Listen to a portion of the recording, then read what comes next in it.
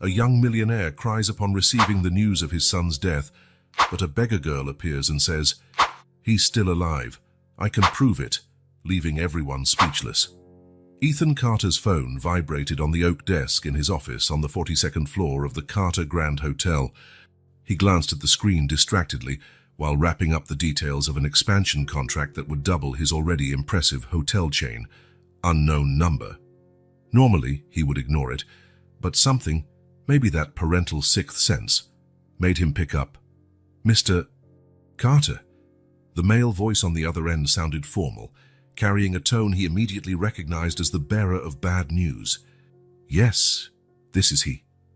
Ethan loosened his tie, feeling a sudden tightness in his chest. "This is Officer Bennett from the City Police Department."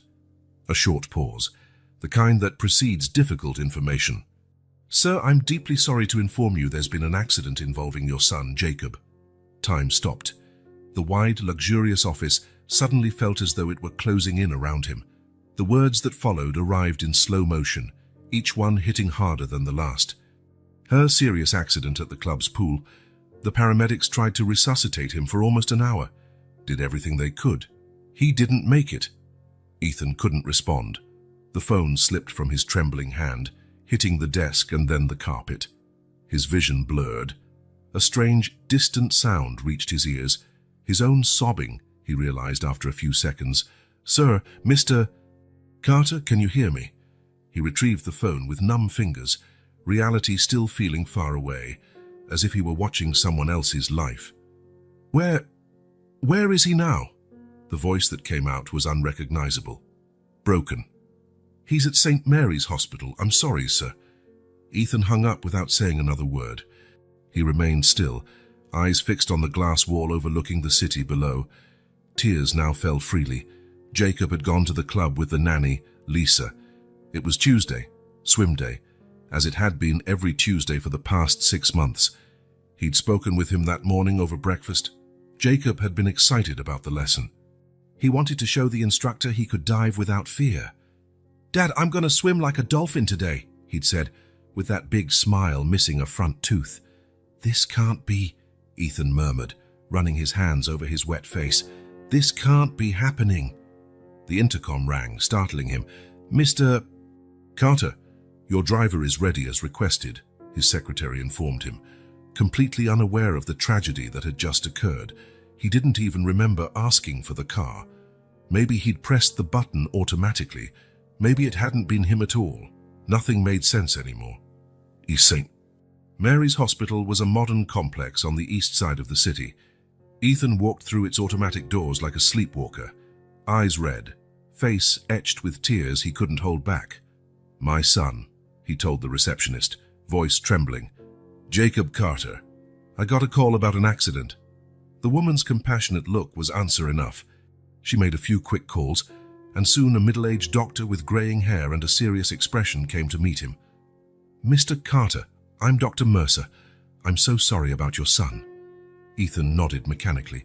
The doctor guided him through white corridors lit by cold, bright lights. His words reached Ethan's confused mind in fragments. "Cardiorespiratory arrest, drowning, prolonged attempts at resuscitation, no response. We did everything we could." "How did this happen?" Ethan managed to ask, his voice almost a whisper. "He was in a swimming lesson with a professional instructor." The doctor sighed. "From what we know, there was a moment when the instructor had to help another child. It happened in a matter of minutes. By the time they noticed, Jacob was already at the bottom of the pool." Ethan closed his eyes tightly, the horror of the scene forming in his mind. His little Jacob, scared, alone, struggling underwater. Guilt hit him hard. Why wasn't he there? Why did he always put work first? "You need to identify the body," said the doctor, stopping in front of a grey door with a small glass window. "Are you ready?" What a ridiculous question. How could anyone be ready to identify their child's body? But Ethan nodded. His body moved on pure instinct. The room was small and cold, with white tile walls that intensified the harsh, impersonal lighting. A gurney covered by a sheet occupied the center of the space. The cold air smelled of hospital disinfectant, an odor that would forever be etched in his memory, linked to this moment. The doctor approached the gurney, looked at Ethan as if seeking final permission, and gently pulled back the sheet. Jacob's face appeared, pale and serene. He looked as though he were just sleeping, his brown hair still damp, the freckles across his nose inherited from his mother, his lips now colorless. It was his son, and yet it wasn't. The energy, the life, the mischievous grin, gone. Ethan's legs gave out. He collapsed to his knees on the cold floor, a wrenching sob bursting from his throat. The tears returned with full force, blurring his vision. He reached out to touch his son's face but stopped halfway, afraid that the touch would confirm the reality of this nightmare. "Jacob," he whispered, voice choked. "Please, son, please don't leave me." The doctor placed a hand on his shoulder. "I'm so sorry, Mr. Carter. We did everything we could." Ethan didn't reply. He had no words. His world had collapsed. 5 years ago, when Jacob was born on a rainy September night, his life had gained a purpose it never had before. The hotels, the money, the recognition, they all meant nothing compared to his son's smile, his laughter, the touch of his small hands. "I need a moment," he managed to say between sobs. The doctor nodded and left the room silently, giving father and son a final moment of privacy. Ethan moved closer to the gurney, finally touching his son's face with trembling fingers. The skin was cold, so cold. "I'm sorry," he murmured, tears falling onto the white sheet. "I should have been there. I should have protected you. It was my job to protect you." He ran his fingers through Jacob's damp hair, remembering how many times he did that to help him fall asleep. How many stories had he left untold because he was too busy? How many games had he missed? How many broken promises of "next time I'll be there"? How long he stayed there, crying over his son's body, Ethan couldn't say. Time had lost all meaning. It was the insistent buzzing of his phone that brought him back to reality. He looked at the screen. Lisa, the nanny. "Mr. Carter," she said through desperate sobs. "I only took my eyes off him for 1 minute. I swear to God. He was with the instructor and... Her voice was a mix of hysteria and guilt. Ethan didn't have the strength to comfort or blame her. He hung up without responding. He needed to leave. The air was becoming too heavy, suffocating. The hospital corridor seemed endless as Ethan walked aimlessly, shuffling steps, his gaze lost in emptiness. People stared at him with that particular pity reserved for those recognizing absolute pain. Some looked away, embarrassed by witnessing something as intimate as a man grieving for his child. He didn't want to see anyone, didn't want to talk to anyone. He needed to process what had happened. If he could ever manage to, without realizing it, he ended up at an emergency exit door. He pushed it open and found himself in a side alley of the hospital. The sky was beginning to darken, twilight painting clouds in intense orange and purple, colors far too bright for such a dark day. The night air was cold, but he hardly felt it. He leaned against the brick wall and slid down to the ground, legs too weak to support him. Hugging his knees like a child, he let himself cry again, not caring if anyone saw him in that state. The mighty Ethan Carter, the man who built a hotel empire from scratch, now destroyed, broken, defeated by the only battle that ever truly mattered. That was when he realized he wasn't alone in the alley. A small figure emerged quietly from the shadows. A girl, not much older than Jacob, maybe 5 years old. Dark, disheveled hair, worn and dirty clothes, big, watchful eyes that seemed far older than her body. "Mister," she said softly, almost a whisper. Ethan tried to wipe his tears, surprised to see a child alone at that hour. "You shouldn't be here, little one. It's dangerous." "Where are your parents?" The girl didn't answer his question. She glanced back toward the street as if checking if anyone was following her, then stepped a little closer. "He's still alive," she said so quietly that Ethan barely heard. "I saw who took him." The words hit Ethan like an electric shock. He stood, staring at the girl, trying to understand if he'd heard correctly. What are you talking about?" "Your son," she answered, her gaze fixed on his, not blinking. "The boy from the pool. He didn't die. I saw them take him." Ethan felt his throat tighten. Was this some cruel joke? Or was the child confused? Maybe she was just a homeless kid seeking attention, making up stories. But how did she know about Jacob? I saw it, she went on, even more quietly, as if sharing a dangerous secret. I was at the club. They let me in through the back sometimes when Joe, the security guard, is on duty. He gives me food from the cafeteria. She paused, checking the street again. I saw your son in the pool. I saw when he got out coughing. Then a man in a suit took him. I thought it was you, but it wasn't. A man in a suit.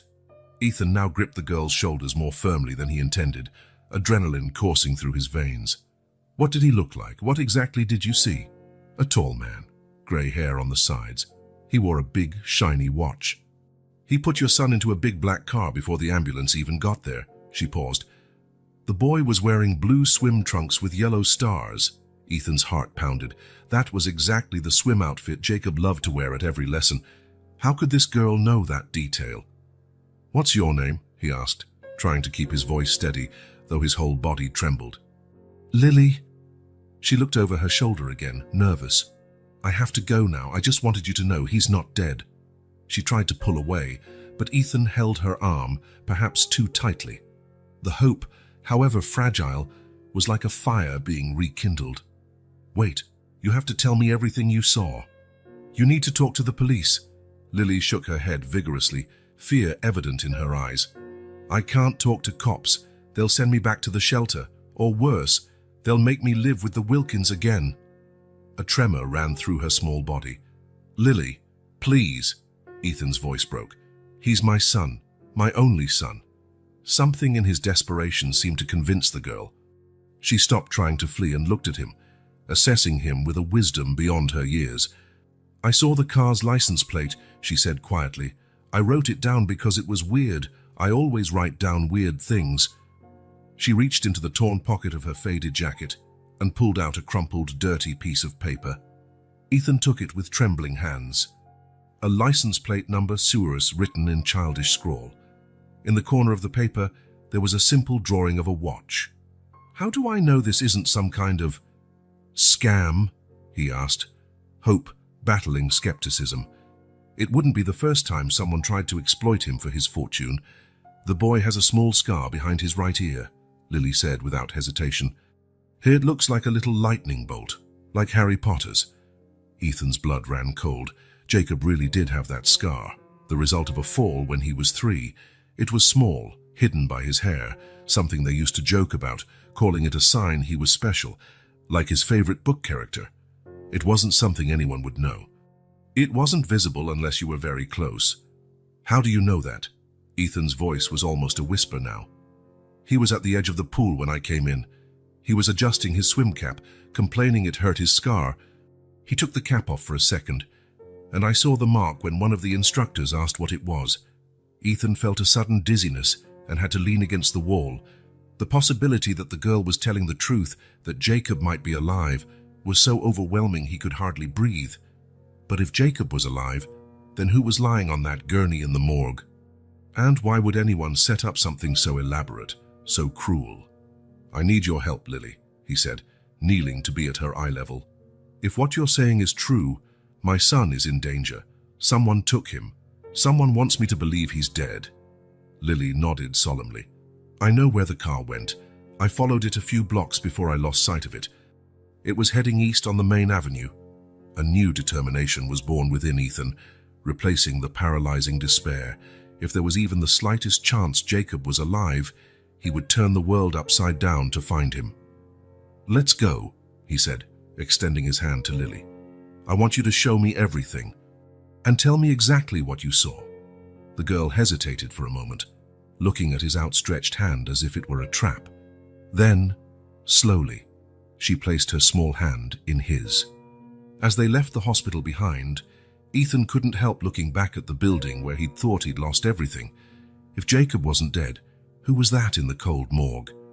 And why would anyone go to such elaborate lengths? The certainty that something very wrong was happening grew inside him. Someone had carefully planned this, someone who knew his life, his habits, someone with access to privileged information, someone who wanted to destroy him. And that someone had made a serious mistake by leaving a witness behind, a small witness named Lily. Ethan sat in the armchair in Jacob's bedroom, holding his son's favorite teddy bear between his hands. This was the third night since the supposed accident. 3 days of an emotional roller coaster that left him exhausted and confused. There were moments when hope took over completely. Lily's information seemed so specific, so detailed. The scar behind the ear, the swim trunks, details about the club. How would a homeless girl know all that if she hadn't actually seen what happened? But then, in the darkest hours of the night, doubt crept in. What if he was clinging to a fantasy to avoid facing the devastating reality? What if his desperation was so great that he believed anything that negated Jacob's death? "So I'm going crazy," he murmured to the empty room, running a hand through his disheveled hair. His eyes burned with fatigue. He hadn't slept more than a few hours since it all happened. He got up and walked over to the shelf full of toys and books. He picked up a framed photo of Jacob at the park, smiling with a chocolate ice cream dripping down his fingers. His chest tightened. "Where are you, son?" he whispered, touching the glass of the frame. His phone vibrated in his pocket. It was Kevin, his lawyer and college friend. "Ethan, we need to talk," Kevin said bluntly. "I have information about the body." "What did you find out?" Ethan felt his heart race. "Not over the phone. Meet me at the office in an hour." The call ended abruptly, leaving Ethan even more anxious. He looked again at Jacob's room, at the neatly organized toys that hadn't been touched in days. The nanny, Lisa, had quit the day after the accident, devastated by guilt. Guilt or something else. The doubt suddenly arose in his mind. Lisa had worked for him for only 8 months. She had impeccable references and was attentive to Jacob, but her sudden departure, by phone, without even returning to collect her belongings, now it seemed suspicious. He picked up his phone again and dialed Lisa's number. Voicemail. He tried 2 more times with the same result. A chill ran down his spine. Clare, the law firm, was located downtown in a renovated historic building. Kevin awaited him in a private conference room, his face tense and worried. "You look terrible," Kevin said, indicating the chair in front of him. "I haven't slept," Ethan replied, sitting down. "What did you find?" Kevin hesitated, looking at the closed folder on the table. "I got a friend of mine, a medical examiner, to take an unofficial look at the records for the body identified as Jacob." He paused. "Ethan, there are inconsistencies." Ethan felt the blood pulsing at his temples. "What kind of inconsistencies?" "For starters, the medical report indicates drowning, but the examiner noticed that some typical signs of drowning were absent, and there's something else." Kevin opened the folder and slid a sheet of paper across the table. "The fingerprints." "What?" Ethan picked up the paper, but the technical terms and codes didn't make sense to him. "When a child is born, the hospital collects their footprints and fingerprints. It's standard procedure." Kevin pointed to the document. "My friend compared the prints from the body to those from Jacob's birth records. They don't match, Ethan." A heavy silence fell between them. "So who's in the morgue?" Ethan's voice came out strangled. "We don't know." "A child who looked similar, the same age, same physical build." Ethan stood up, unable to remain seated. The confirmation that Jacob might be alive filled him with almost painful hope. "What does the police say about this?" Kevin grimaced. "That's the problem.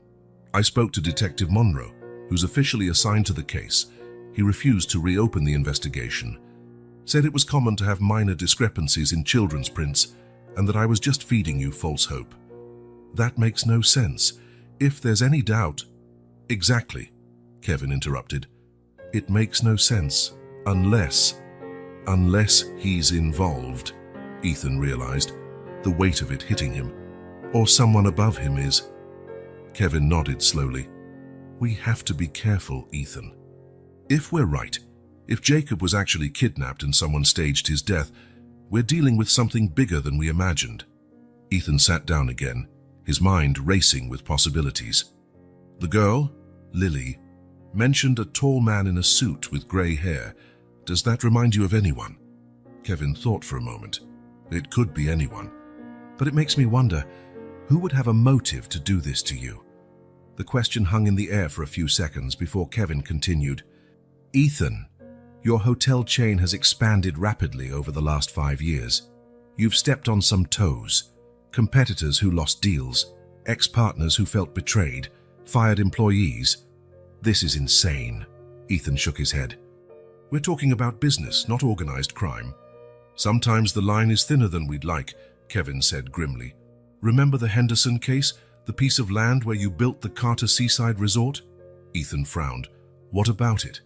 Henderson was furious when you won that bid. He was convinced that land would be his. Made threats, remember? They were just the words of a frustrated man, Ethan dismissed, but a seed of doubt had been planted. Besides, Henderson doesn't have grey hair. He's practically bald. He could have hired someone. Ethan got up again, restless.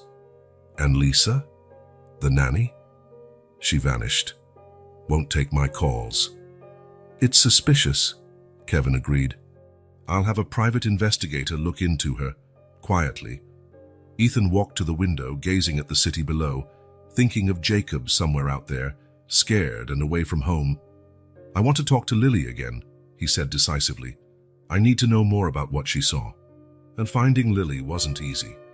The girl had no fixed address, moving between shelters and the streets. Ethan spent the rest of the day searching the area around the hospital, asking about her. A flower vendor on the corner finally helped. Little Lily, dark hair, big eyes. She usually hangs around the main square when the weather's good. Ethan followed the tip and found Lily sitting on a stone bench, watching pigeons. She seemed apprehensive when she saw him, but she didn't run. Hi, Lily, he said, approaching slowly so as not to scare her. Remember me, she nodded. You're the father of the boy from the pool. Ethan sat next to her, keeping a respectful distance. I need your help again. Can you tell me more about what you saw that day? Lily looked around, as if checking for eavesdroppers. I already told you everything. Please try to remember more details. Anything might help. Did you see the man who took Jacob clearly? Lily hesitated. Not really. I was far away, but what? He talked to someone before. A woman. They argued. Ethan's heart sped up. A woman? What did she look like? Pretty. Long, brown hair. She was wearing workout clothes. That description could fit anyone, including dozens of people who frequent the club. But a suspicion began to form. Lily, was that woman with Jacob before? Was she accompanying him? The girl thought for a moment, then nodded. Yeah, she was with him before the lesson. I saw them talking. Lisa. It had to be Lisa. Did you hear them arguing? What were they saying? Couldn't hear everything, they were far, but she seemed nervous. I heard her say something like, this wasn't the deal. This wasn't the deal. The words echoed in Ethan's mind. A conspiracy, then Lisa was involved. After the man put the boy in the car, did she leave too? Lily shook her head. No, she stayed, started screaming and calling for help. She acted like she'd just realized the boy was gone. A performance. Lisa had been part of the plan, and then faked distress to avoid suspicion. Anger began to boil in Ethan. Thank you, Lily. You've been a huge help. He hesitated, noticing her worn clothes, her tattered shoes. Do you have somewhere to stay? Are you safe? She shrugged, uncomfortable with the question. I get by. Ethan took out his wallet and offered her some bills. Take this, for food and a safe place to sleep. Lily eyed the money warily but eventually accepted. Thanks. If you remember anything else or if you need help, call me. Ethan wrote his number on a card. Any time. Back in his empty apartment, Ethan felt his head spin with all the new information. The fingerprint confirmation, Lisa's involvement, the description of the mysterious man, pieces of a puzzle that were starting to fit together but still formed an incomplete picture. He sat in his office and picked up a notepad. He needed to organize his thoughts, list potential culprits and motives. Henderson, he wrote, thinking of the businessman who lost the seaside bid. A vindictive man with resources. But would he be capable of kidnapping a child? Lisa, he wrote next, the apparently trustworthy nanny who vanished after the incident. Who had recruited her? How much did they pay her? His eyes fell upon a framed photo on his desk, him and his former partner, Richard Delaney, at the grand opening of their first hotel 5 years ago. Richard had left the partnership on bad terms, claiming Ethan had betrayed him in negotiations. Richard, he added to the list, feeling a chill. Richard had grey hair at the temples. Richard knew Jacob. Richard knew about the scar. The phone rang, interrupting his thoughts. It was an unknown number. "Ethan Carter," he answered, tense. "Mr. Carter." The female voice on the other side was hesitant. "This is Lisa Jenkins." Ethan felt his blood go cold. "Lisa, I was just thinking about you." A brief silence.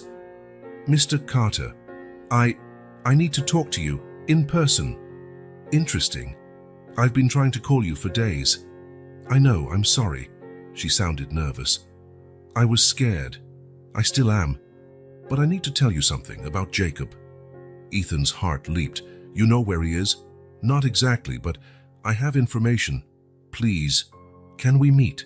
Somewhere public." Ethan's instinct told him it could be a trap. But if Lisa really knew something about Jacob, the cafe at Palmer Bookstore, tomorrow at 10 a.m. "It's busy, has security cameras." "I'll be there," she said, and hung up.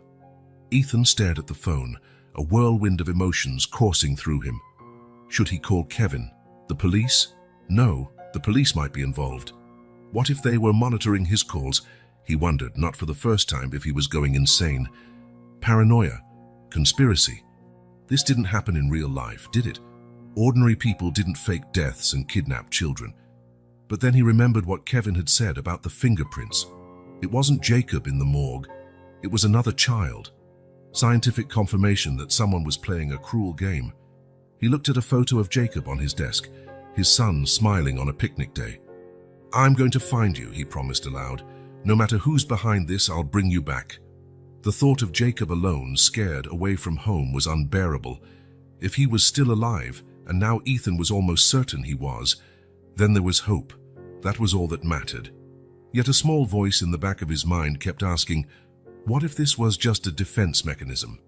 What if he was clinging to an illusion, unable to accept his son's death? Ethan looked at the list of names he'd written. Henderson, Lisa, Richard. Real people with possible motives. Lily, with her specific, detailed account. The mismatched fingerprints. No, it wasn't delusion. Something real was happening. A conspiracy centered on his son, on his suffering. He picked up Jacob's teddy bear again, feeling the familiar texture of the toy his son had hugged so many times. "Hang in there, Jacob," he whispered. "Dad is coming." The next morning, Ethan arrived at the cafe half an hour early. He chose a table with a clear view of the entrance and the emergency exits. He felt like a spy movie character, analyzing every person who walked in, assessing potential threats. By 10:15, Lisa still hadn't shown up. By 10:30, Ethan began to suspect she wasn't coming. By 10:45, his phone rang. "Mr. Carter." It was her, voice shaky. "I can't go in. They're watching me." "Lisa? Who's watching you? Where are you? They said they'll kill me if I talk to you." She was crying now. "And they'll hurt Jacob." "So he is alive," Ethan said, adrenaline rushing through his veins. "Lisa, please, tell me where you are. I can help you. I can protect both of you." "No, you don't understand. They're powerful. They have people everywhere." A pause. "I'm so sorry for what I did. They paid me, but I didn't know they'd take Jacob. I thought it was just to scare you so you'd pay." "Pay what? Who are they, Lisa?" A noise on the other end. Lisa gasped. "I have to go. They're coming. Lisa, wait." But the line had gone dead. Ethan tried calling back immediately, but it went straight to voicemail. His heart pounded. Jacob was alive. Lisa had confirmed it, and now she was in danger too. Whoever was behind this had enough power and reach to terrify Lisa into silence. It wasn't just about money then. It was more personal, deeper. Something to do with his past, the business he'd built, the decisions he'd made. As he walked back to his car, Ethan realized he was being watched. A man in a dark sedan, parked across the street, was openly staring at him. When their eyes met, the man smiled. A cold, calculating smile, then started the engine and slowly drove away. A warning. Ethan was sure of the conspiracy, and now the conspirators wanted him to know they were watching. The game was getting more dangerous, and Jacob was at the center of it. The list of names grew on Ethan's desk. Each person represented a connection to his past, a potential enemy, someone who might have the motive to orchestrate Jacob's kidnapping. His eyes burned after spending the whole night reviewing old files, contracts, and emails, searching for any clue that might reveal who was behind his son's disappearance. Richard Delaney topped the list. His former partner had left the company after a fierce battle over participation rights. Richard claimed Ethan had tricked him by changing clauses at the last minute. The legal fight lasted 2 years and ended with Richard ruined and vowing revenge. Next was Martin Henderson, the businessman who'd lost the bid for the coastal land to the Carter Seaside Resort, one of the most profitable properties in Ethan's chain. The threats Henderson had made at the time had seemed like empty words, but now they carried different weight in Ethan's mind. The third name surprised him when he wrote it: Christine, his ex-wife. The divorce had been civil on the surface, but bitter underneath. She got a substantial share of his assets, but she'd never hidden her resentment that Ethan prioritized work over family. Would she go so far as to use their own child as a tool for revenge? Ethan shook his head, trying to dismiss the idea. Christine loved Jacob, despite the problems between them. Still, he left her name on the list. At this point, he couldn't rule out anyone. The phone rang, interrupting his thoughts. It was Kevin. "I have news about Lisa," the lawyer said without preamble. "My investigator found her." Ethan's heart raced. "Where?" "At a roadside motel on the outskirts of the city. She was using a fake name, paying in cash. She looked scared, like she was running from someone." "Did she say anything?" "No chance. When my guy came back with backup to approach her, the room was empty. But she left something behind." Kevin paused. "A flash drive. I'm sending you the contents now." Ethan opened the email as soon as it arrived. There was only one video file. His hand shook as he clicked play. Lisa appeared on screen, her face pale and haggard, deep circles under her eyes. "Mr. Carter, by the time you see this, I'll probably be gone. Or dead." She swallowed nervously. "I made a terrible mistake. They approached me 6 months ago, right when I started working for you. Offered me money to give them information about your routine, about Jacob. I had no idea what they were planning, I swear." Lisa glanced at something off camera, as if afraid of being interrupted. "On the day of the accident, I was supposed to take Jacob to his swimming lesson and leave for 15 minutes, leaving him with the instructor. They said they just wanted to scare him. Stage something so you'd pay a ransom. But when I came back and saw the confusion, the ambulance, I realized the plan was much worse." She sobbed, wiping her face. "Jacob is alive, Mr. Carter. They took him somewhere. I don't know exactly where, but I heard them mention a remote property near the mountains." Lisa leaned closer to the camera. "The man behind this uses the codename Damien. I never saw his face. He always used intermediaries. But once I heard them say you two knew each other from the past." The video ended abruptly. Ethan stared at the blank screen, mind processing the new information. Damien. The name meant nothing to him. He didn't know anyone with that name. Was it an alias? He looked again at his list of suspects. Richard as Henderson y Christine. None of them matched the codename Damien. He needed to expand his search, dig deeper into his past. But a few miles away, in an isolated house on the slopes of the mountains, Jacob Carter sat on a strange bed, hugging his knees. The room was actually nice. It had a big TV, video games, shelves of toys, but it wasn't his room, and he wanted to go home. It had been 5 days since the man with grey hair took him from the pool. 5 days away from his dad. Jacob had cried a lot the first days, but now sadness gave way to determination. He had to be clever, like the heroes in the books his father read to him at bedtime. The door opened and a woman entered with a tray of sandwiches and juice. She was pretty, with blonde hair and a smile that never reached her eyes. "Lunchtime, Jacob," she said, placing the tray on the table. "How are you feeling today?" Jacob didn't answer. He had decided not to talk to the adults in the house. They weren't his friends, no matter how nice they pretended to be. Still mad at me? The woman sat on the edge of the bed. Look, I know you miss your dad, but it's only for a little while, I promise. You'll see him again soon. When? The word slipped out before he could stop it. The woman seemed surprised to hear his voice. Soon? Your dad is dealing with some important things first. Jacob knew it was a lie. His dad had to be looking for him. Frantic. He had overheard the adults talking when they thought he wasn't listening. They talked about making his dad believe he was dead. It made no sense. Why would they say something so cruel? I want to call my dad, he said, staring at the woman, just to tell him I'm okay. We can't do that right now, sweetheart. She adjusted the blanket on the bed. But soon, okay. Now eat your lunch. Later, we can watch a movie if you'd like. When she left, Jacob ran to the door and pressed his ear against it. He heard muffled voices in the hallway. The kid's getting restless, the woman said. Not our problem, responded a male voice. Damien wants him here until further notice. What if Carter figures it out? What if he finds this place? A dry laugh. Impossible. We have people watching his every move. If he gets too close, we switch to phase 2. I don't like phase 2, the woman whispered, and then the voices faded. Jacob went back to the bed, thinking.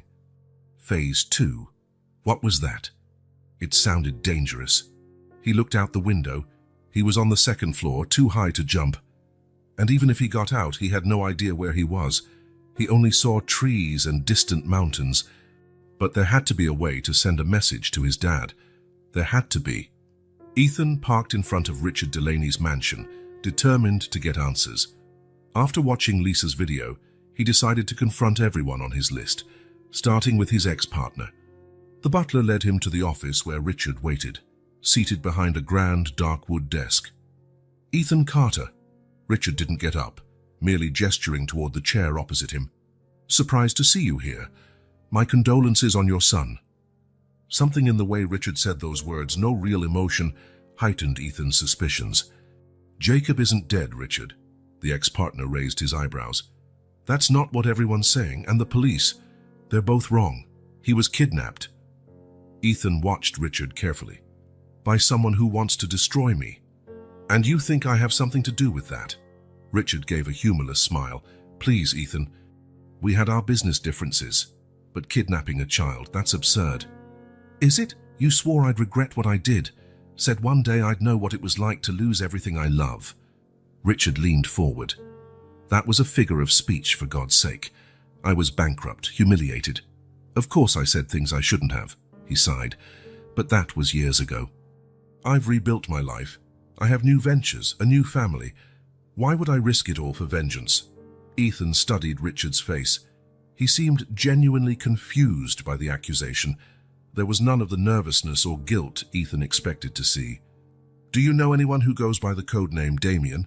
Richard frowned, thinking, Damien? No, can't say I do. He paused. Ethan, I think you should consider the possibility that your grief is affecting your judgment. Losing a child is devastating. Sometimes our minds create alternate scenarios to cope with the pain. I'm not delusional, Ethan said through gritted teeth. I have proof, got witnesses. What kind of proof? Ethan hesitated. Revealing too much could be dangerous. If Richard was involved, Ethan didn't want to show all his cards. Enough to know Jacob is alive, and that someone from my past orchestrated all of this. Richard shook his head, a mixture of pity and concern in his gaze. I'm sorry you're going through this, truly, but I can't help with something I didn't do. Ethan left the mansion frustrated. Richard didn't appear to be involved, or he was an excellent actor. He decided to visit his next suspect, Henderson. And the meeting with Martin Henderson was even less productive. The businessman, now significantly older and seemingly less bitter, seemed genuinely shocked by Ethan's accusations. Carter, I lost that land deal to you nearly a decade ago. It was just business. I have grandchildren now, for God's sake. You really think I'd kidnap a child? Ethan left Henderson's office with more doubts than answers. His main suspects appeared innocent. Who else had such a strong motive to make him suffer? His phone rang. It was Christine, his ex-wife. "We need to talk," she said, tension in her voice. "Come to my house, now."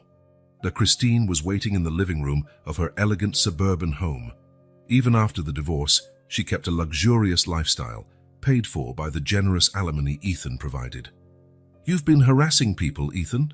she asked bluntly the moment he entered. "Kevin called me. He said you've been confronting old associates with absurd accusations." "They're not absurd accusations," Ethan replied, irritated. "Jacob is alive, Christine. Someone kidnapped him and made me think he was dead." Christine closed her eyes for a moment, as if gathering patience. "Ethan, I know you're grieving. I am too. He was my son as well. That's exactly why you should hear me out. What if there's even the smallest chance he's alive?" "I saw the body, Ethan, at the morgue. It was him." "No, it wasn't. The fingerprints didn't match." "Kevin told me about that too. Some minimal discrepancy that could be explained by technical factors." Ethan felt his frustration rise. It was like beating his head against a wall.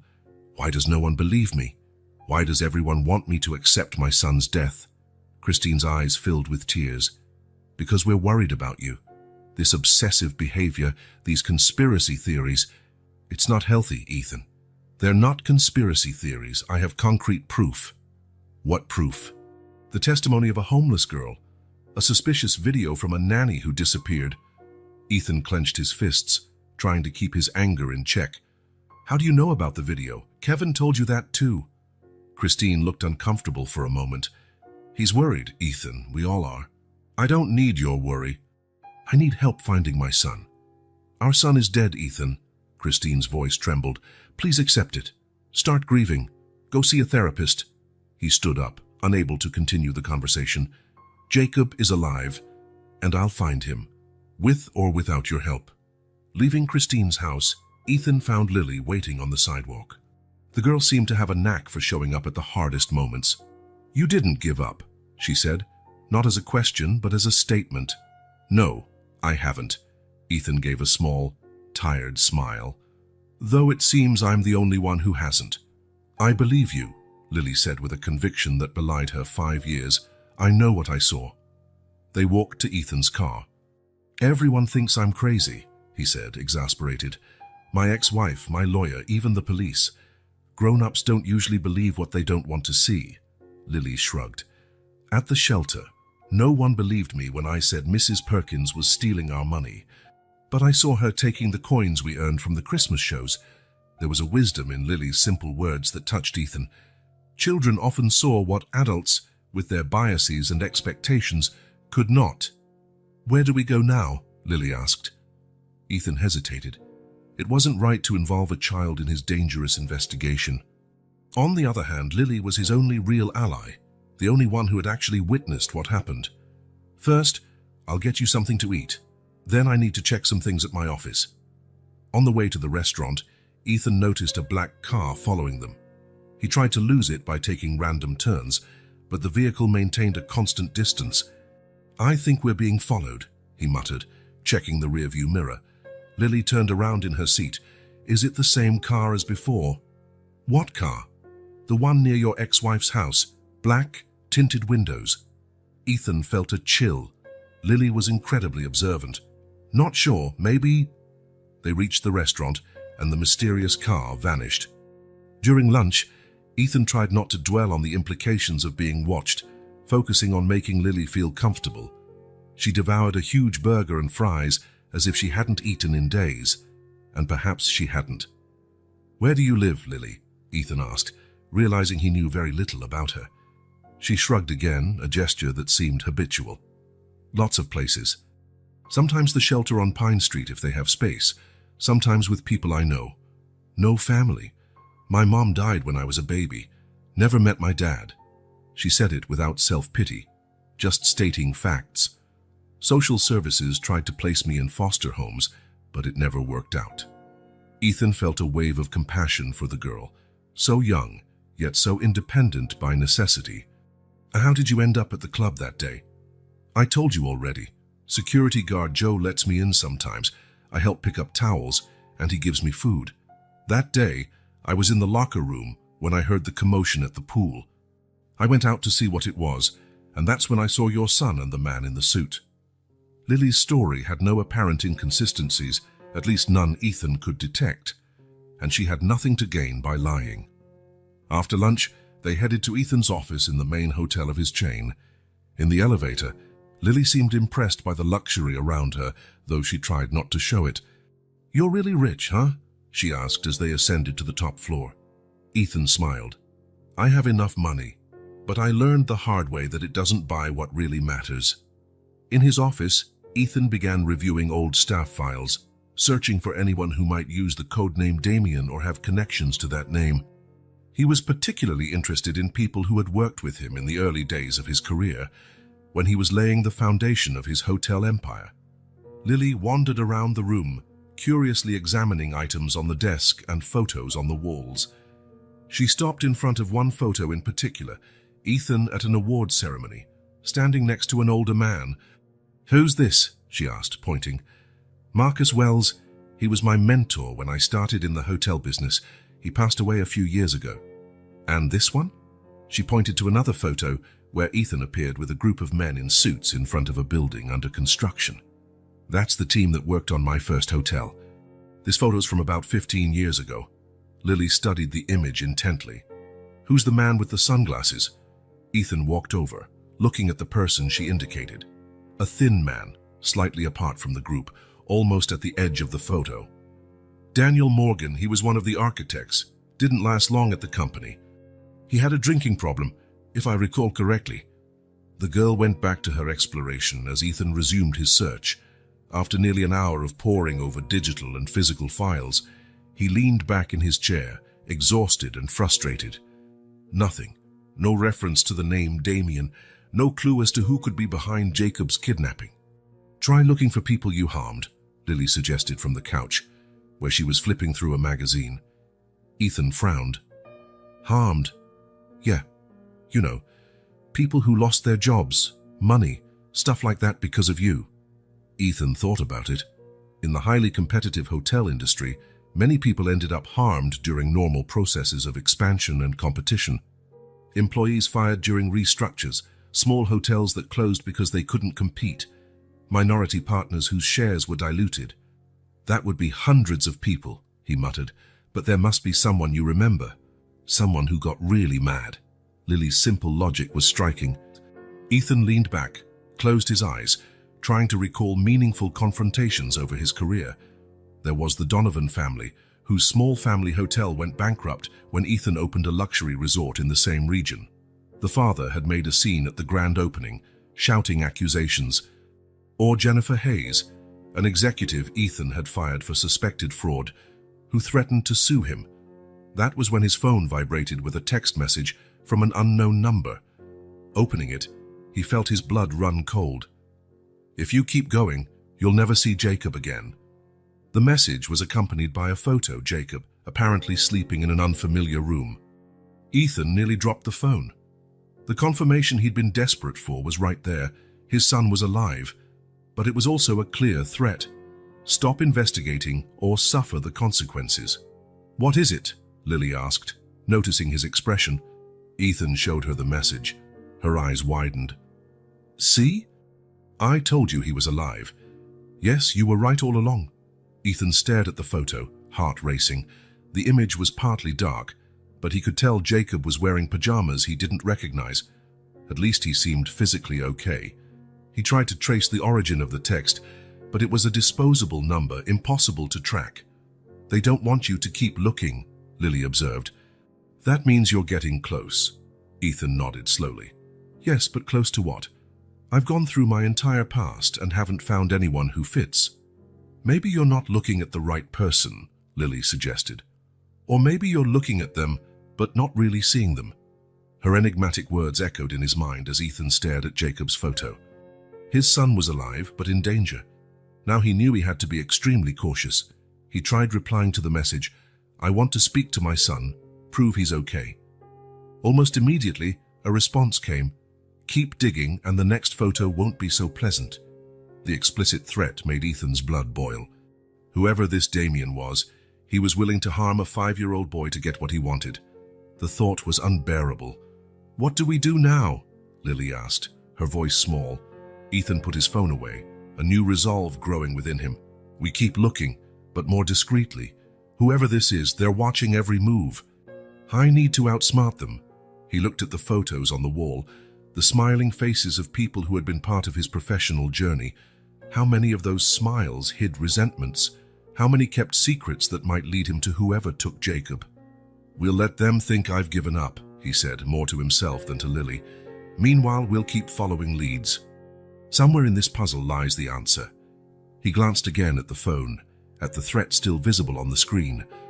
Whoever Damien was, he was monitoring Ethan's every step, and he was getting nervous. The truth was closer than ever. Ethan could feel it. But one false step could cost Jacob his life. Rain fell mercilessly on the city when Ethan met Frank Doyle at the corner cafe. The private detective, a middle-aged man with a lined face and a keen gaze, looked out of place among the young baristas and customers on their laptops. "I've got something," Frank said bluntly, sliding a folder toward Ethan as soon as he sat down. "You were right about following the money. Over the past 2 weeks, after receiving the photo and the threat, Ethan had changed tactics. Instead of confronting suspects directly, he hired Frank to investigate behind the scenes while he pretended to have given up the search." "What did you find?" "A suspicious transaction. Lisa Jenkins, the nanny, received $50,000 in her account a week before Jacob disappeared. The money came from a shell company called Nemesis Holdings." Ethan frowned. Nemesis. "In Greek mythology, the goddess of vengeance," Frank explained, sipping his coffee. "Symbolic, don't you think? Were you able to trace this company?" Frank nodded. "It took time. They were careful, using multiple layers of front companies, but eventually it leads to a property." He turned a page in the folder, revealing photos of a secluded mansion surrounded by trees. "It's on the outskirts of the city, up in the mountains. Secluded, secured, a perfect place to hide someone." Ethan studied the pictures, a chill running down his spine. The house was impressive, with 3 floors, surrounded by a high wall, set back from the road, likely under surveillance. "Were you able to see inside?" "Didn't get that close. It's guarded, with cameras. But," Frank gave a small smile, "I got intel from a grocery delivery guy who services the place. He mentioned delivering chocolate chip cookies and colorful cereal. Kids' food." Ethan's heart pounded. Jacob loved chocolate chip cookies. "Who owns it?" "Officially, it's registered to one Eleanor Weiss, but I believe that's just another front. More interesting." Frank turned another page, showing a photo of a man in a suit leaving the property. "This guy visits regularly. Recognize him." Ethan examined the photo. The man had gray hair, was well dressed, but the image was too distant to make out his features. "I'm not sure. Could be anyone." "Well, I ran a facial recognition search. Guess what? It's Daniel Morgan." "Daniel Morgan?" Ethan tried to recall the name. Then he remembered the photo in his office that Lily had pointed out. The architect. "Worked on my first hotel." "Exactly, but his real name isn't Daniel Morgan. It's Damien Morris. He changed it legally after leaving your company." Ethan felt like he'd been punched. Damien. He finally had a face for the name. Why would he do that? Why use a false name to work with me? Frank shrugged. "That's for you to find out. But there's one more thing." He hesitated. "In the background check, I found that Damien Morris had a son who died in a car accident 7 years ago. The boy was 5, the same age as Jacob." Ethan's stomach turned. "What's the plan now?" Frank asked. "I'm going there." "That's crazy, Carter. The house is guarded. If this guy really kidnapped your son, it's dangerous." "I have no choice." "He's my son." Frank sighed, resigned. "I knew you'd say that. That's why I did a basic recon." He pulled out a small map. "There's a weak point at the back of the property. The wall is lower near a large tree, and security seems to be focused out front." Ethan studied the map, adrenaline surging through his veins. "When?" "Tonight would be ideal. There's a storm coming." "The rain and noise might cover you." Ethan nodded, gathering the documents. "Tonight, then." The rain had become a fierce storm by the time Ethan parked his rented car on a side road. about a mile from the property. He wore all black, carrying a backpack with basic tools, a flashlight, and a spare phone with GPS. Frank had offered to join him, but Ethan refused. If anything went wrong, he'd need someone outside who could call for help. The detective was now waiting in a car nearby, monitoring. The trek to the property was tough, through dense vegetation and mud. The heavy rain obscured his vision, but also helped mask his movements. When he finally spotted the mansion's walls, he paused to catch his breath and assess the situation. As Frank had said, security was concentrated at the main entrance. He circled around until he found the spot the detective had mentioned, a section of the wall partially concealed by a large tree, its branches hanging over the barrier. Ethan checked for visible cameras and began climbing. The branches were slippery from the rain, but desperation drove him forward. Reaching a thick branch that extended over the wall, he crawled carefully, then dropped silently to the other side. The backyard was spacious and well-maintained, with minimal lighting due to the storm. Ethan crouched among the shrubs, observing the house. A few lights were on, mostly on the first floor. On the second floor, only one window was lit. Moving swiftly and cautiously, he approached the house. A back door, likely leading to the kitchen, seemed the best option. Using the tools he'd brought, he worked the lock, grateful for the storm's noise covering any sound he made. After a tense few minutes, the door gave way. Ethan slipped inside, closing it behind him. He was in a large, modern kitchen, dark and empty at this late hour. He stopped to listen for any movement, but the house was quiet, except for the muffled sound of a TV somewhere far off. Moving like a shadow, Ethan explored the first floor. He found a luxurious living room, an office, a formal dining room, everything decorated with an expensive, impersonal taste, like a magazine spread. No sign of Jacob or evidence a child lived there. A wide staircase led to the second floor. Ethan ascended slowly, pausing on each step to ensure he made no noise. At the top, a long hallway stretched with several doors. The light he'd seen from outside came from the last door on the right. He approached carefully, checking the other doors as he passed. The first revealed a pristine guest room, apparently unused. The second was locked. The third was a luxurious bathroom. It was the fourth door that nearly stopped his heart. Here, finally, were signs of Jacob.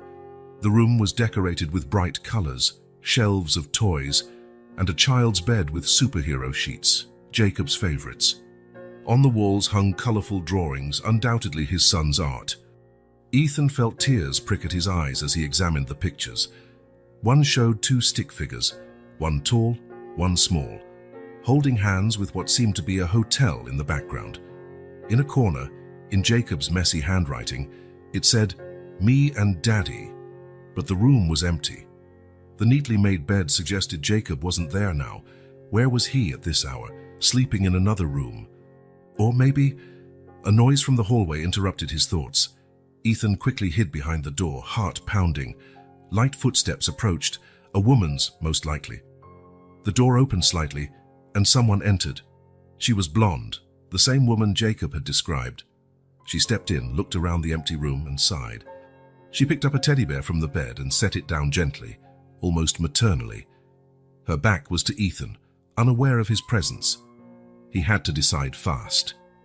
Confront her or let her be. If he subdued her, he could force her to reveal Jacob's location, but it might alert others in the house. While he hesitated, she turned and screamed at the sight of him. Ethan moved quickly, covering her mouth with his hand. "Don't scream," he whispered urgently. "I don't want to hurt you. I just want my son back." Her eyes were wide with fear. She nodded slowly, and Ethan eased up a bit. "Where's Jacob?" he asked in a low voice. "He's not here," she replied, trembling. "Damien took him earlier." "Where to?" "The lake house." "He was afraid you were getting close." Ethan felt a mix of frustration and hope. "When are they coming back?" "Tomorrow, maybe, or the day after. Damien doesn't tell me everything." "Who else is in the house right now?" "Just me and a guard downstairs watching TV." Ethan studied her face, trying to gauge if she was telling the truth. "What's your name?" "Clare." Claire, you need to understand, Jacob is my son. He's 5 years old. Whatever Damien told you about me, about why he's doing this, it's my child who's suffering. Something flickered in her eyes. Guilt, perhaps. I know he's your son. I know this is wrong. She lowered her gaze. But I have no choice. Damien, he's not a man you can cross. Help me, Ethan pleaded. Tell me where the lake house is. Claire hesitated, clearly torn. He'll kill me if he finds out. I can protect you. I have resources, influence. I can keep you safe. She considered for a moment and finally sighed.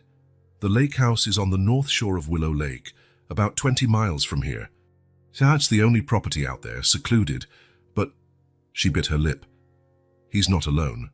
There's more security there. Thank you. Ethan loosened his grip. I'm leaving the way I came in. You don't have to tell anyone I was here. Claire nodded slowly.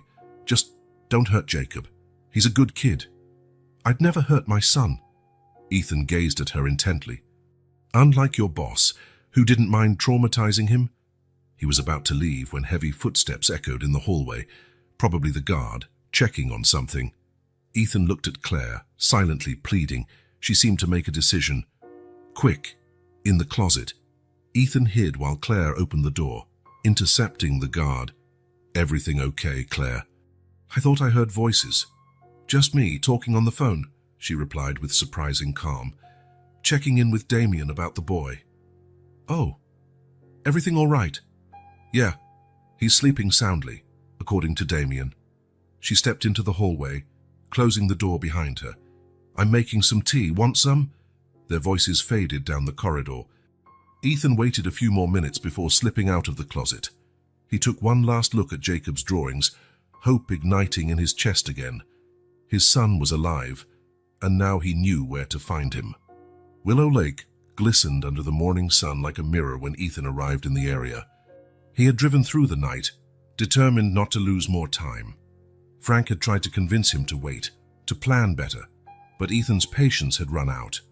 From a high vantage point, using binoculars, he spotted the lake house. It was smaller than the mansion, but still impressive, a timber and stone construction by the water's edge, with a private pier and a moored boat. As Claire had said, it seemed to be the only property in the area. Ethan studied it for almost an hour, observing the routine. He saw 2 men who appeared to be guards patrolling the perimeter, switching places every half hour. He noticed a brief gap in their rotation, about 2 minutes when part of the back area was left unattended. He decided that was his best chance. He carefully made his way down to the lake shore, staying hidden among the trees. The land around the house was more open than at the mansion, making the approach riskier. He waited patiently for the guards to switch positions again. In that short interval, he ran in a crouch toward the back of the house and where a wooden deck jutted over the water. He slipped under the structure, heart pounding so hard he feared it was audible. From his hiding spot, he could hear voices inside. One was deep and authoritative, likely Damien. The other was small, childlike. Jacob. His son was alive and only a few feet away. Ethan had to fight the urge to barge in immediately. The hours passed slowly. Ethan remained in hiding, observing movements, planning his next step. He caught a glimpse of Jacob when the boy stepped onto the deck briefly with an older man, undoubtedly Damien. Ethan's heart clenched at the sight of his son. Jacob looked physically okay, but there was a sadness in his eyes that had never been there before. As the sun set, the opportunity finally arose. One of the guards took a phone call and walked away to answer it, while the other was at the front of the property. Damien and Jacob had gone inside after dinner. Ethan moved quickly, climbing onto the deck and testing the back door. It was unlocked, a careless oversight born of trust in their isolation. He slipped silently into a rustic yet luxurious living room. Voices came from a nearby room, probably the kitchen. Ethan crept forward, staying in the shadows. He could see Jacob seated at a table, eating ice cream, while Damien had his back turned, washing dishes. "Can I watch TV afterwards?" Jacob asked, his voice small but unmistakably his. "1 hour only," Damien replied without turning. "Then bedtime. When am I going to see my dad?" The question lingered for a moment. Damien turned off the faucet and dried his hands. "Jacob, We've talked about this. Your dad is busy right now. When he's finished with his important business, he'll come for you." "You always say that." Jacob's voice held a note of frustration. "It's been so many days." "I know, kid." "I know." Something odd tinged Damien's voice, almost remorse. Jacob finished his ice cream and got down from the chair. "I'm going to watch TV in the living room." "Okay, I'll be here if you need anything." The boy left the kitchen, heading toward Ethan, who quickly hid behind a couch. Once Jacob was in the living room and turned on the TV, Ethan waited for him to settle before making his move. Silently, he approached from behind the couch where Jacob sat, heart hammering in his chest. He reached out and lightly touched his son's shoulder. Jacob turned confused, and his eyes widened in recognition.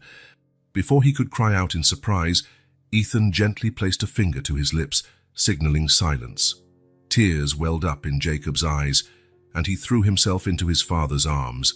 Ethan held him tightly, feeling the small body trembling. "I'm here," he whispered in Jacob's ear. "I've come to take you home. But we have to be very quiet, okay?" Jacob nodded against his shoulder, clinging to him as though afraid he might vanish. How touching! The cold voice made Ethan spin around sharply. Damien stood at the living room entrance, a gun pointed directly at them. He didn't look surprised, more resigned, as though he'd been expecting this. "Step away from the boy, Ethan." Reluctantly, Ethan released Jacob, keeping him partially shielded behind him. "It's over, Damien, or should I call you Daniel Morgan?" A humorless smile crossed the older man's face. "It's been a long time since anyone called me that name. I have to admit, I'm impressed. I didn't expect you to find me this quickly." "What do you want?" Ethan asked, trying to buy time to gauge his options. "Money? Revenge? Which is it?" "Revenge is such a simplistic word." Damien gestured with the gun. "Sit down, both of you. We have a lot to discuss before my men return from their distraction." Ethan and Jacob sat on the couch, the boy still holding onto his father's hand.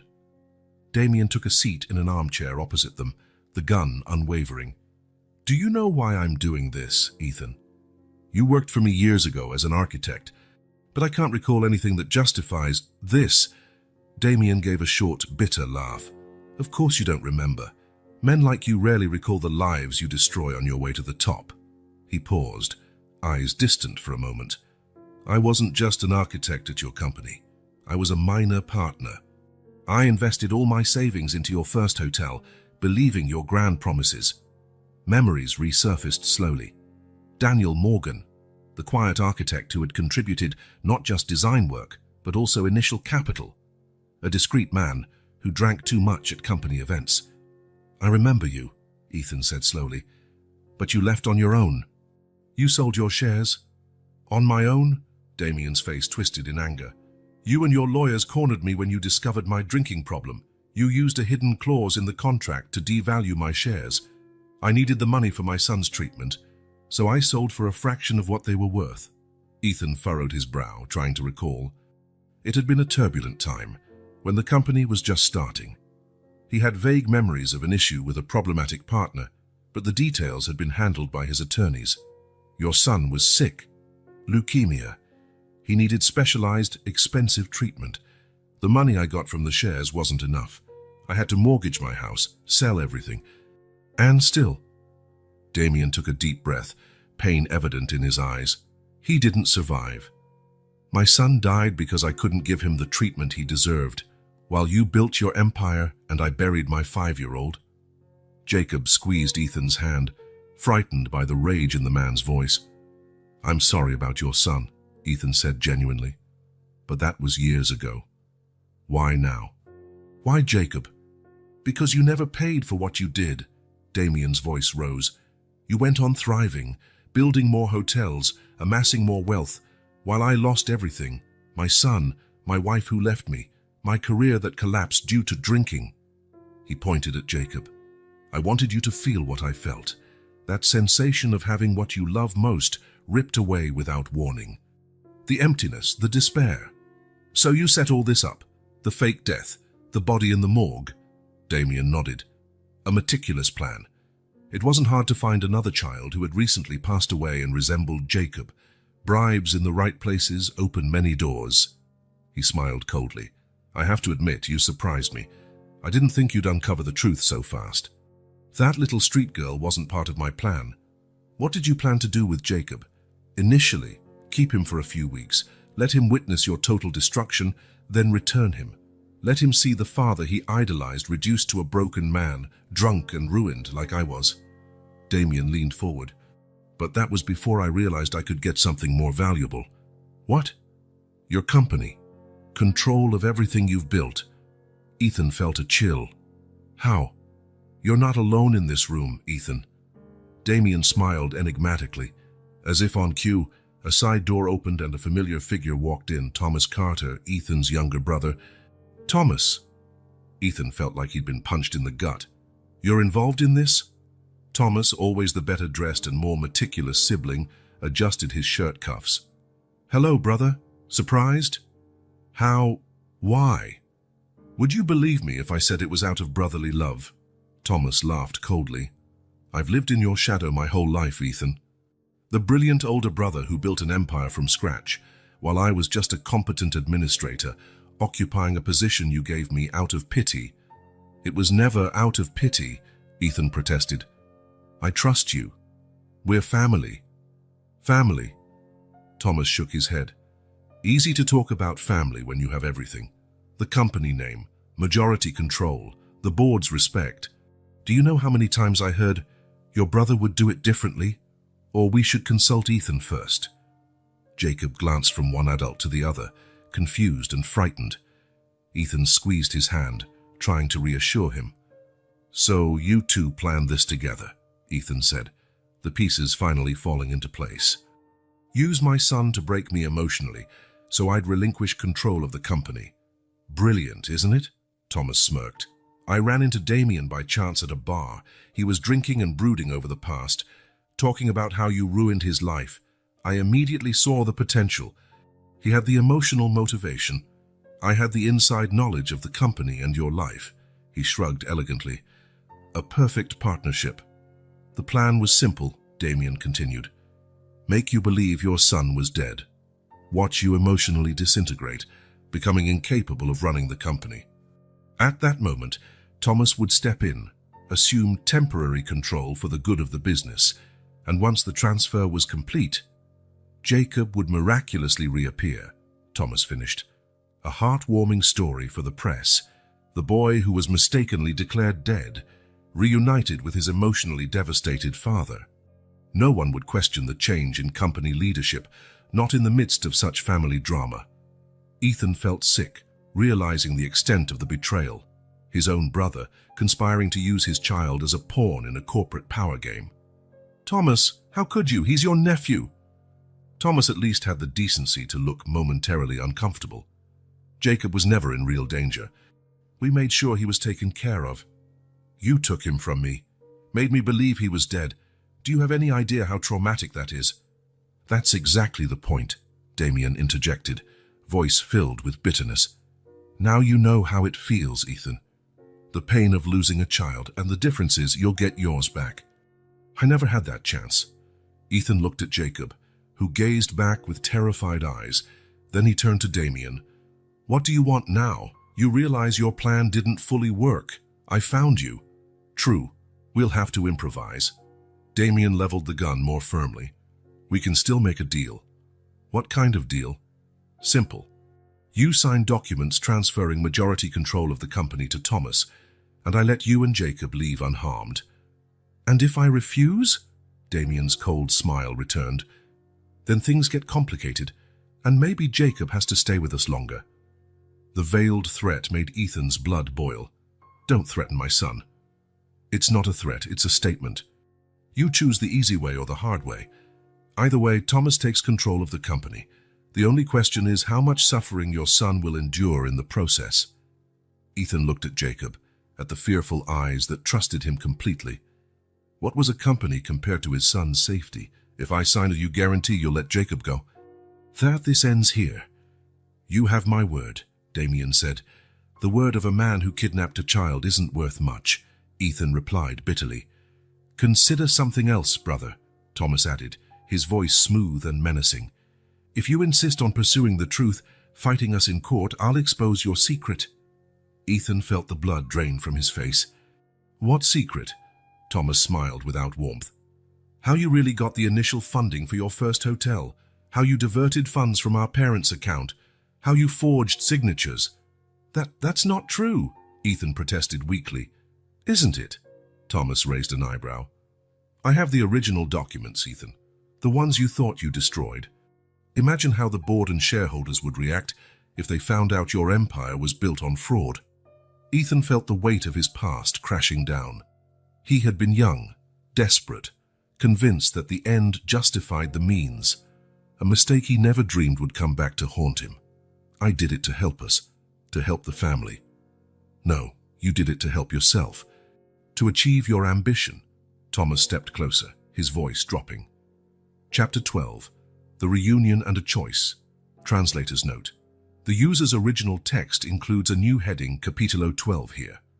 We maintain it as part of the story structure and numbering. The story continues seamlessly in the same paragraph structure. The dawn light streamed through the hospital windows, bathing the room in a golden glow. Ethan hadn't let go of Jacob's hand since the rescue team found them at the lake house. The hastily coordinated operation, following Ethan's desperate call to Frank, resulted in a tense confrontation, but thankfully no serious injuries. Jacob slept now. His small body finally relaxed after the adrenaline and stress of the last few hours.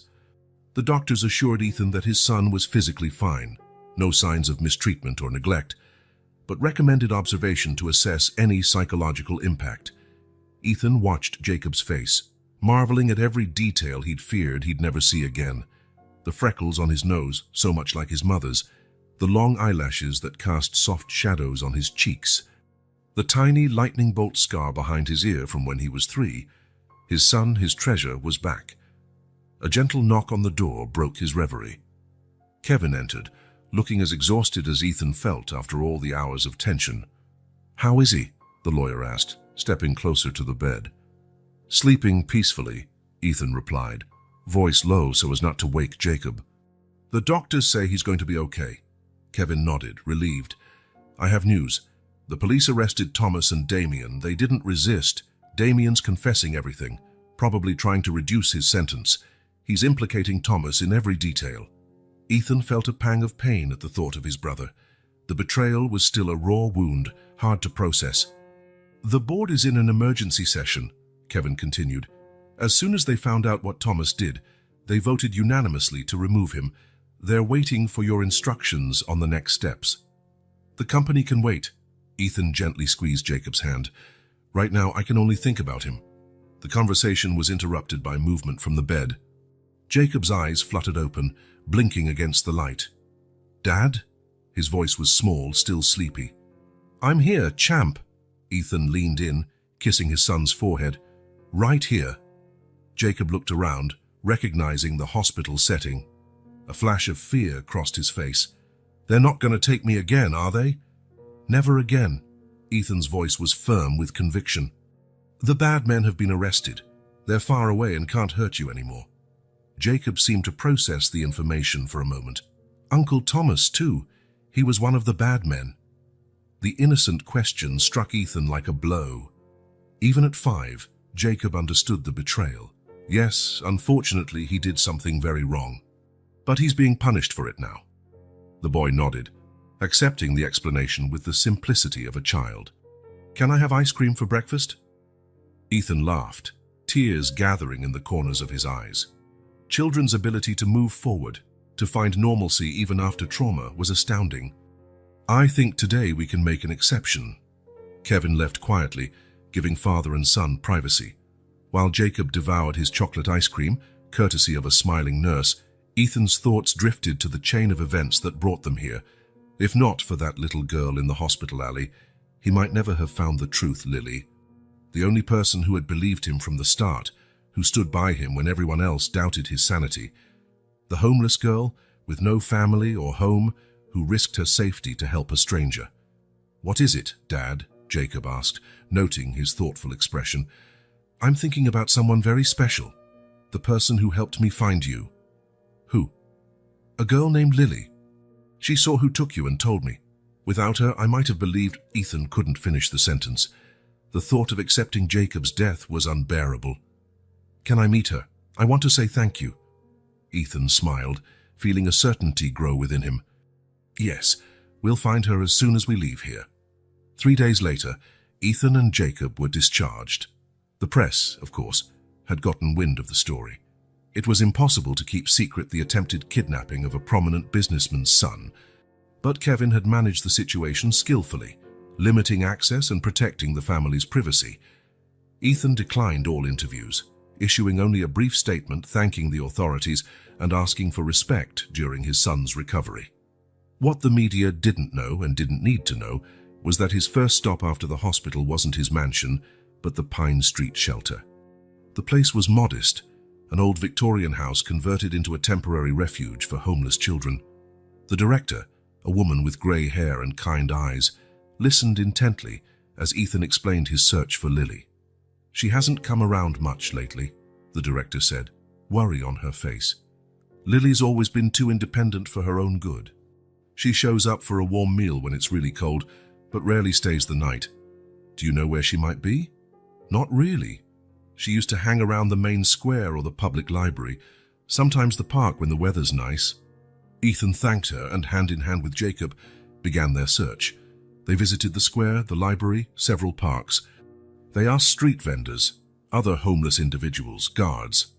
Some recognized Lily's description: dark, messy hair, big observant eyes, but no one knew her current whereabouts. By the end of the day, Ethan was starting to fear they wouldn't find her. Jacob, despite his fatigue, insisted they keep looking. She helped you find me, the boy said with simple logic. Now we have to find her. It was when they passed the club where everything began that Ethan had an idea. Let's check one more thing, he told Jacob, heading to the back of the building. And there she was, sitting on a bench near the service entrance, talking to an older security guard. Joe, Ethan assumed. When Lily spotted them, her eyes widened in recognition and surprise. You did it, she exclaimed, standing up. You found your son. Ethan smiled, emotion catching in his throat. Yes, and it's largely thanks to you. Jacob let go of his father's hand and ran to Lily, stopping a few steps away, suddenly shy. Hi, I'm Jacob. My dad said you helped him find me. Lily shrugged, uncomfortable with the thanks. I just told him what I saw. It was much more than that, Ethan interjected. You believed me when no one else did. You stayed by my side throughout the search. Without you, I might have given up. Guard Joe, who had been observing curiously, discreetly stepped away to give them privacy. I came to invite you, Lily, Ethan continued. I want you to come live with us. The girl stared at him, incredulous. What? Jacob and I have a house that's far too big for just the two of us. You helped us when we needed it most.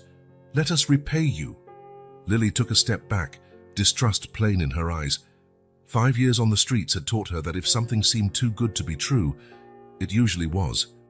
Why? She asked, narrowing her eyes. You don't have to do that just because I helped you. It's not just gratitude, Ethan replied sincerely.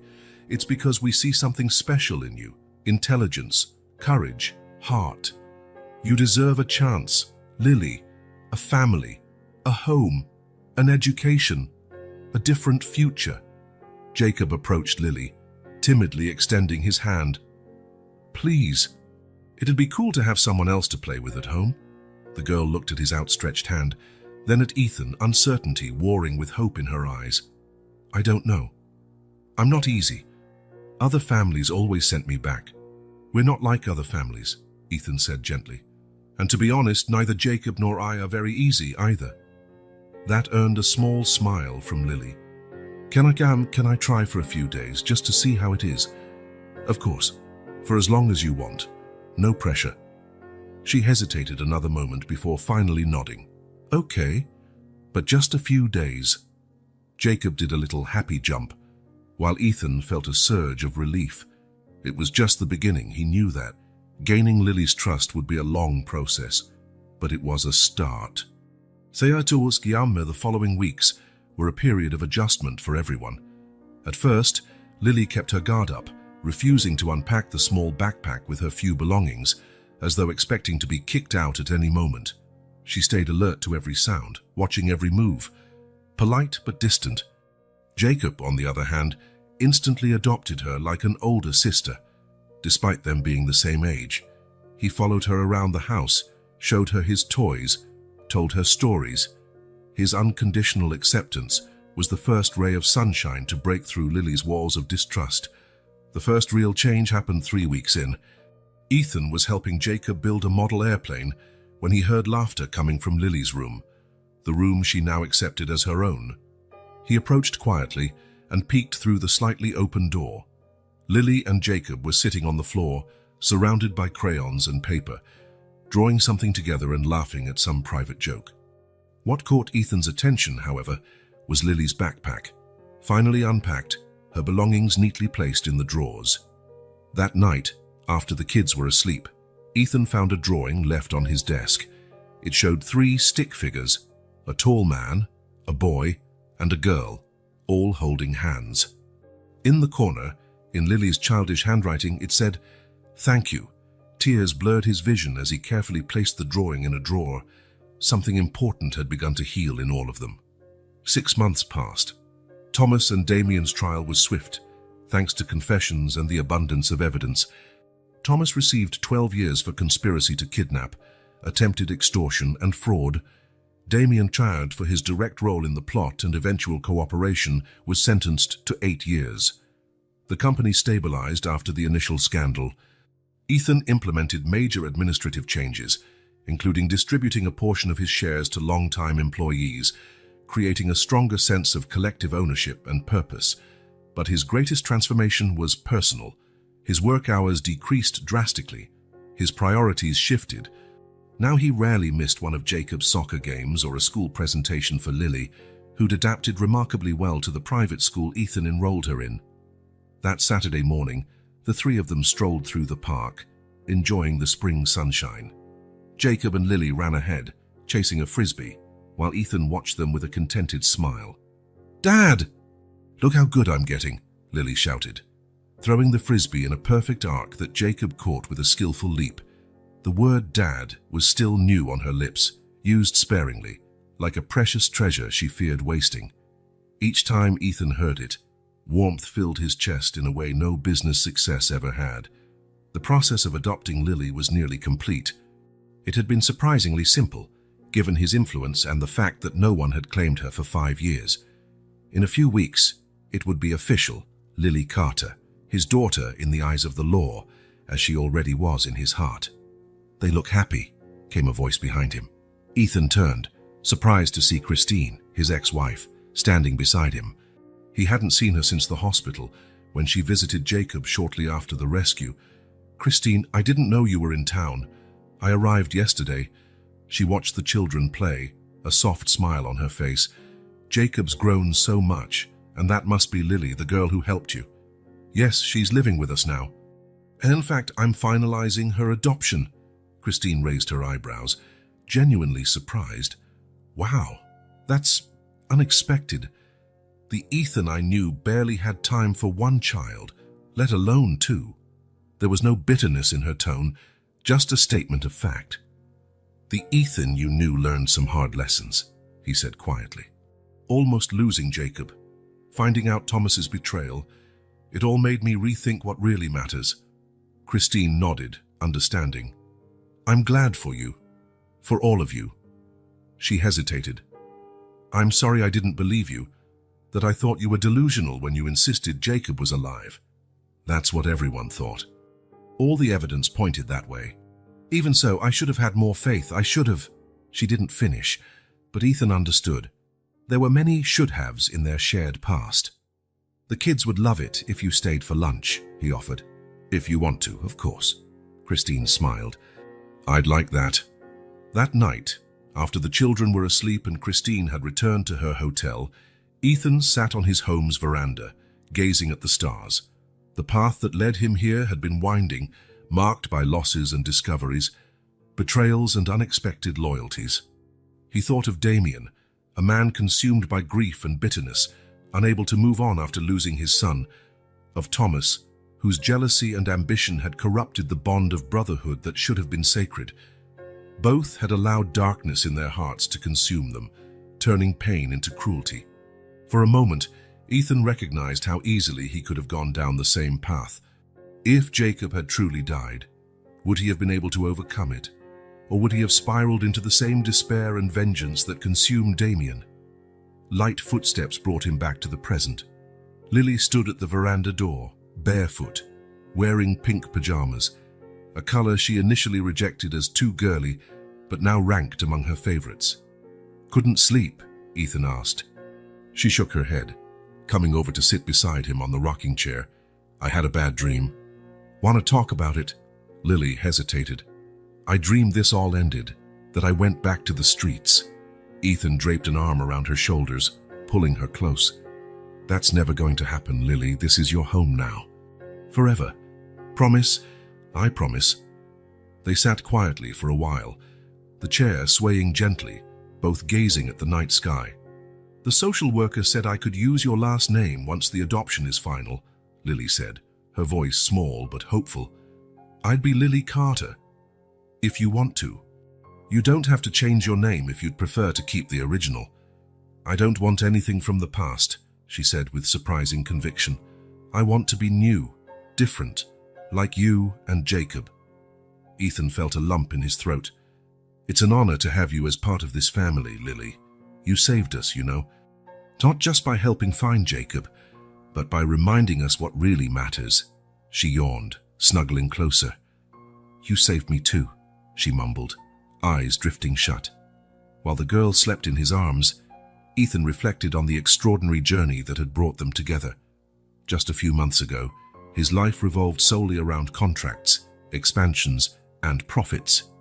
Jacob was important, of course, but there was always a more urgent meeting, a more crucial negotiation. The idea of adding another child to his life, especially one with Lily's difficult background, would have seemed impossible. But almost losing Jacob had fundamentally changed him. His priorities were reordered, his values rediscovered. And in the process, not only had Lily found a family, he had found a better version of himself. Carefully, so as not to wake her, Ethan stood and carried Lily back to her room. After tucking her in and kissing her forehead, he stopped by Jacob's room. Watching him sleep peacefully, his heart overflowed with gratitude. The final breath of truth had not been one of despair, as he'd feared, but one of liberation. A truth that freed him from the chains of unbridled ambition and fear of loss, showing him what really mattered had been there all along. The people he loved, and who loved him back. In his office, before retiring for the night, he glanced again at the drawing Lily had made. The 3 stick figures holding hands, so simple, yet so profound. The child who'd seen the truth when everyone else doubted had now taught him the most important truth. Real success isn't in material achievements, but in the human connections we make, the hearts we touch, the love we share. "I'll see you tomorrow," he whispered to the drawing. A promise not just to Lily and Jacob, but to himself. A promise to keep choosing what truly matters, every day, for all the tomorrows to come. And Ethan Carter, once defined by his hotels and his fortune, now defined himself by something far more precious. The little boy who called him Dad, and the girl who, against all odds, had also become his daughter. Every tower of his hotels could reach the clouds, but they'd never stand as tall as what he had truly built. A family where wounds could heal and new beginnings were possible.